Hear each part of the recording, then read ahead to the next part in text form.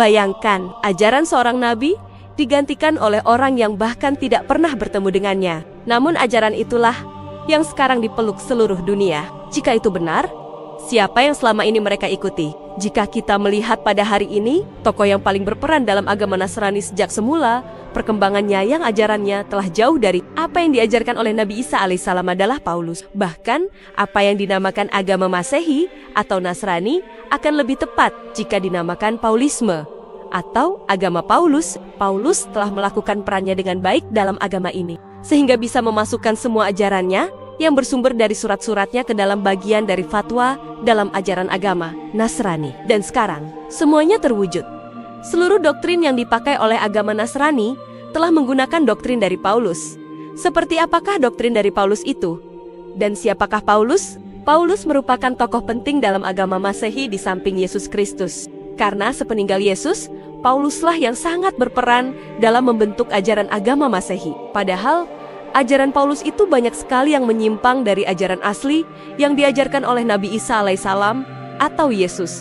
Nama Paulus adalah Saul atau Saulus. Dia lahir di sebuah negeri yang bernama Tarsus di wilayah Kilikia di Asia Kecil. Paulus lahir kira-kira 2 tahun sebelum Masehi. Karena Nabi Isa lahir tahun 6 sebelum Masehi, maka Paulus kira-kira 8 tahun lebih muda daripada Nabi Isa alaihissalam. Ayahnya berasal dari suku Bunyamin, dan Paulus berarti keturunan Yahudi. Pada masa Paulus, kota Tarsus ini merupakan kota dagang yang penting dan ramai, menjadi kota perlintasan dari timur ke Eropa pada masa itu.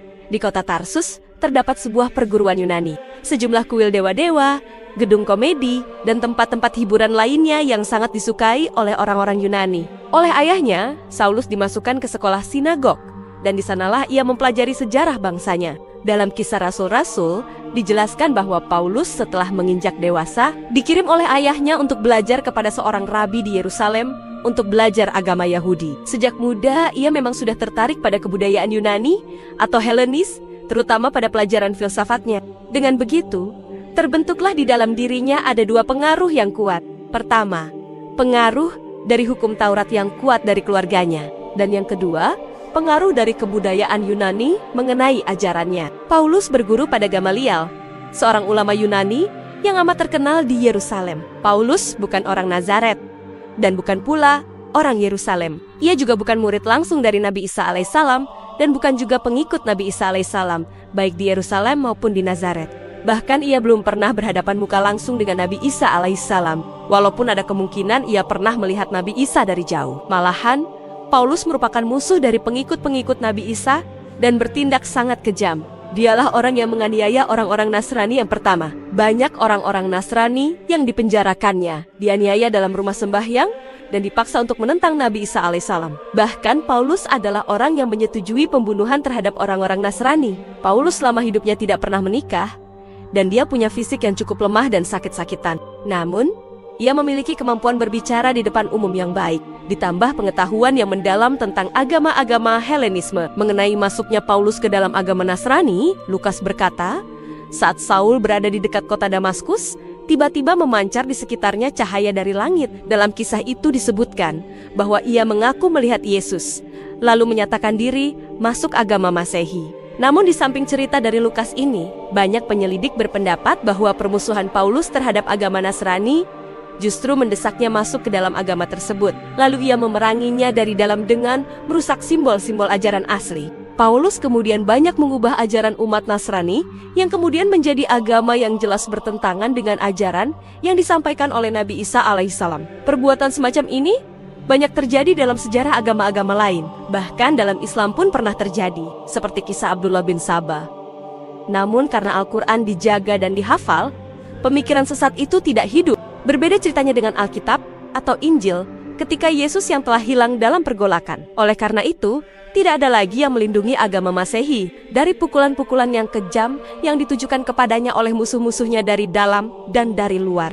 Oleh karena itu, agama Al-Masih runtuh dan berdirilah agama versi Paulus. Telah dijelaskan sebelumnya bahwa agama Al-Masih atau Nasrani yang ada sekarang bukanlah murni ajaran yang sebenarnya yang diajarkan oleh Nabi Isa alaihissalam atau Yesus. Banyak sekali penyimpangan-penyimpangan yang terjadi, khususnya tentang ajaran-ajaran yang ada di dalamnya. Dan untuk mengetahui ajaran-ajaran Paulus, kita bisa melihatnya pada kalimat-kalimat suratnya.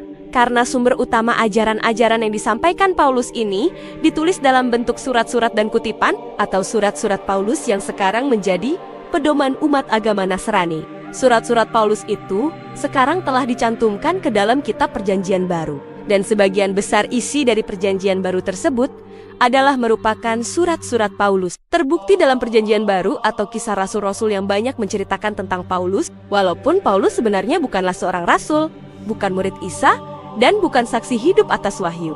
Dalam banyak tulisan dari surat-surat Paulus dapat disimpulkan menjadi 4 hal. Yang pertama, agama Nasrani bukan hanya untuk Yahudi, tetapi seluruh bangsa. Kedua, adanya Trinitas atau Tritunggal 3 Tuhan dalam satu termasuk ketuhanan Al-Masih dan ketuhanan Roh Kudus. Ketiga, wujud Isa sebagai anak Tuhan dan turunnya ke bumi untuk mengorbankan, menebus dosa manusia. Lalu yang terakhir, yang keempat, Isa bangkit dari alam mati dan naik ke langit untuk duduk di kanan Bapaknya atau Tuhan untuk memerintah manusia.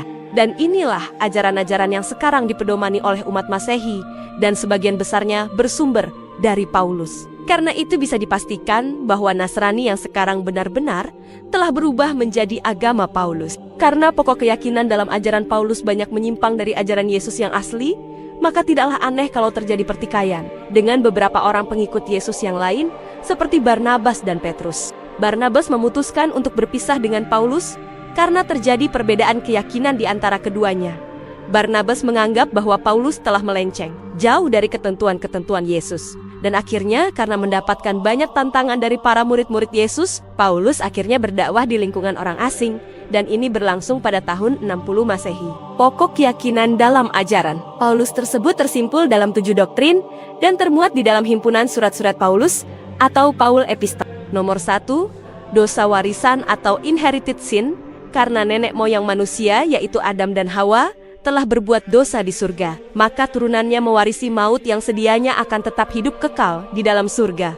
Nomor 2, anak Allah atau Son of God, bahwa Allah Bapa di surga itu mempunyai anak sulung yang terdahulu dari segala zaman, dan segalanya diciptakan melaluinya. Kemudian nomor 3, adanya inkarnasi, yang artinya anak sulung Allah yang terdahulu dari segala zaman itu telah menjelmakan dirinya di muka bumi melalui benih Daud, yaitu Yesus Kristus. Nomor 4, bahwa anak sulung Allah yang menjelma di muka bumi melalui benih Daud itu telah menyerahkan dirinya untuk disalib. Kemudian nomor 5, penebusan Nabi Isa anak sulung Allah yang mati di tiang salib itu untuk menebus maut yang diwarisi manusia semenjak Adam, supaya mendapat hidup kekal abadi. Nomor 6, kebangkitan atau resurrection, bahwa anak sulung Allah yang telah disalibkan dan dikuburkan itu sudah bangkit kembali setelah 3 hari di dalam kuburnya.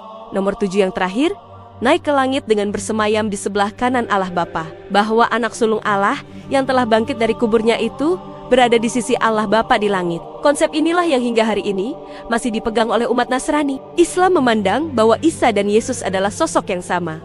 Seorang nabi, bukan Tuhan, bukan anak Tuhan, dan mustahil mengajarkan ketuhanan selain Allah yang esa.